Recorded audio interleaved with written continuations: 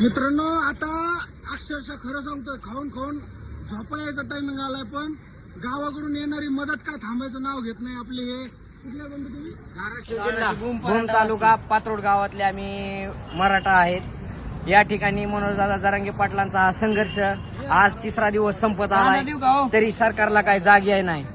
सरकारचा किंवा प्रशासनाचा असा समज होता की मराठा आंदोलकांचं सगळी गैरव्यवस्था करून आपलं आंदोलन हाणून पाडण्याचा त्यांचा प्रयत्न होता.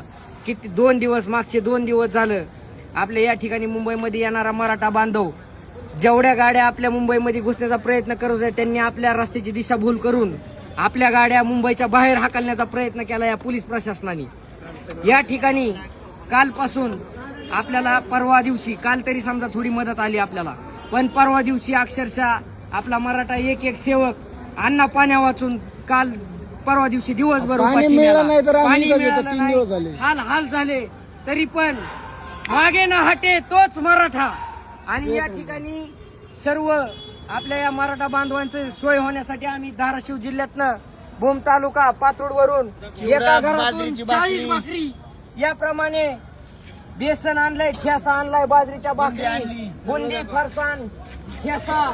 या ठिकाणी सर्व या आपल्या मराठा बांधवांची सेवा करण्यासाठी आम्ही काल आमची रात्री गाडी निघाली होती, सकाळी या ठिकाणी पोहोचली.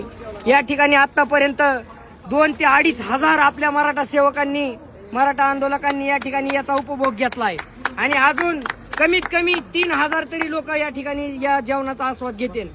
सरकारने किती जरी प्रयत्न केला तरी आपण मागे हटणार नाही. जोपर्यंत आरक्षण भेटत नाही तोपर्यंत आपण या ठिकाणी मुंबई सोडणार नाही. छत्रपती शिवाजी महाराज की महादेव. उगनवा माय पाटील म्हणतात, पाटील.